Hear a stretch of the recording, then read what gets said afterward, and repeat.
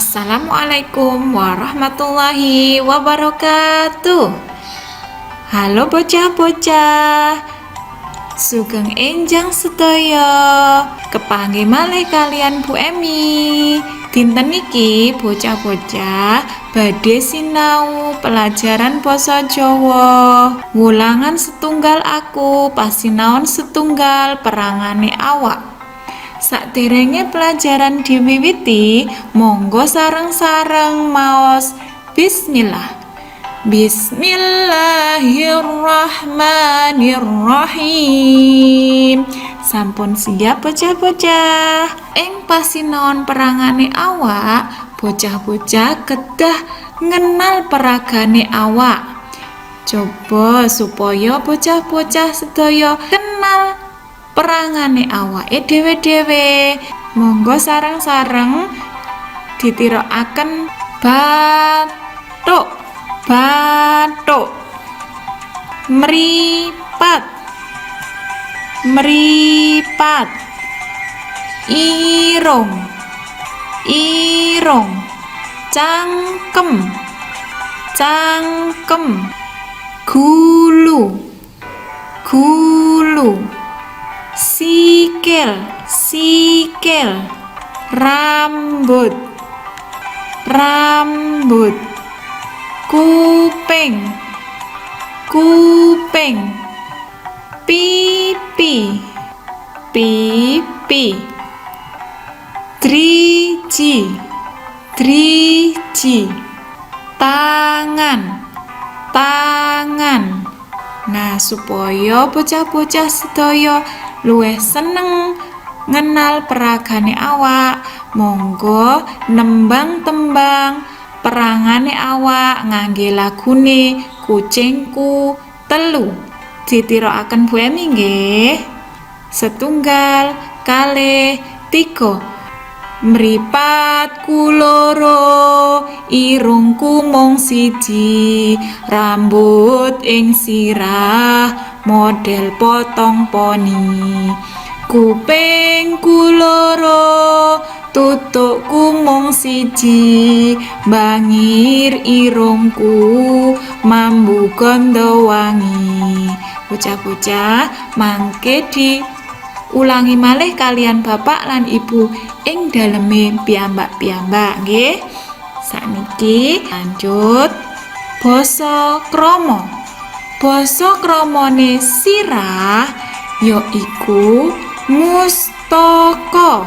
Ing sirah kuwi wonten rambut. Rambut basa kramane rikma. Ing sirah ugi wonten mripat. Mripat basa kramane soco. Ing sirah ugi wonten cangkem. Cangkem basa kramane tutuk. Ing sirah ugi wonten irung. Irung basa kramane grana. Ing sirah ugi wonten kuping. Kuping basa kramane talingan. Rambut kuwi pigunane kangge ngelindungi sirah. Kita lanjut. Cangkem. Cangkem kuwi basa kramane tutuk. Ing tutuk niku wonten napa wae? Ing tutuk kuwi wonten namine lambe. Lambe basa kramane lati. Ing cangkem ugi wonten sing namine untu. Untu basa kramane waja. Ugi wonten sing namine ilat. Ilat basa kramane lidah. Pigunane cangkem yaiku kangge ngomong lan maem. Lanjut bocah-bocah. Mripat. Mripat basa kramane paningal. Ing mripat niku wonten sing namine alis. Alis basa kramane imba.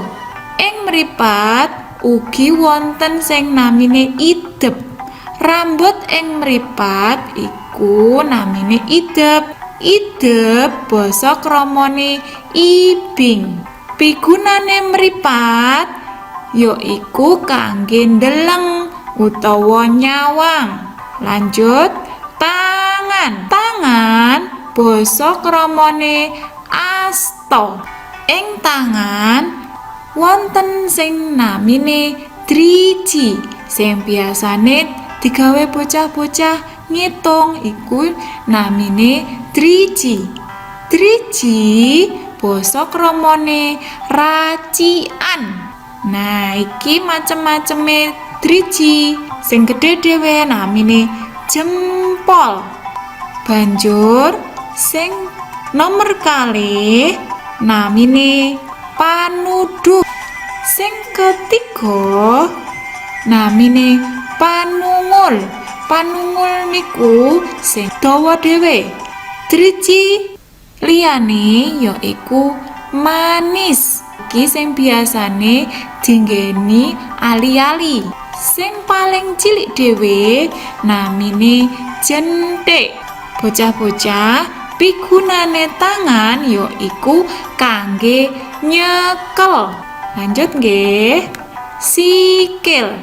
Sikil basa kramane ampean. Ing sikil niku wonten sing namine dengkul. Sikil pigunane kangge mlaku. Nah, coba sakniki sinau gawe ukara ngoko lan ukara krama. Ukara ngoko biasane kangge bahasane awake dhewe. Ukara krama biasane kangge ngendikan utawa ngomong kalih wong sing luwih tuwa. Misale bapak, ibu, bapak lan ibu guru utawa simbah. Nah, sakniki coba diperhatekne. Nih, tulodo basa krama perangane awak ing ukara. Rambut. Rambut kuwi basa kramane rikma.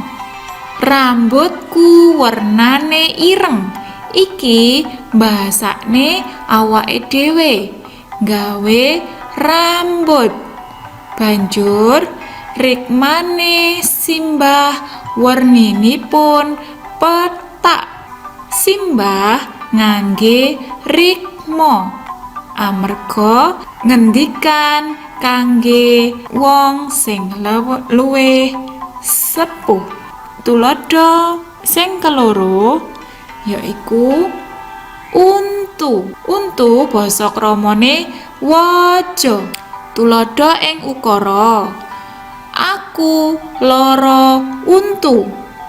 Iki bahasane awake dhewe. Ibu gerah waja. Iki ngendikan kangge wong sing luwih sepuh. Irung. Irung basa kramane grana.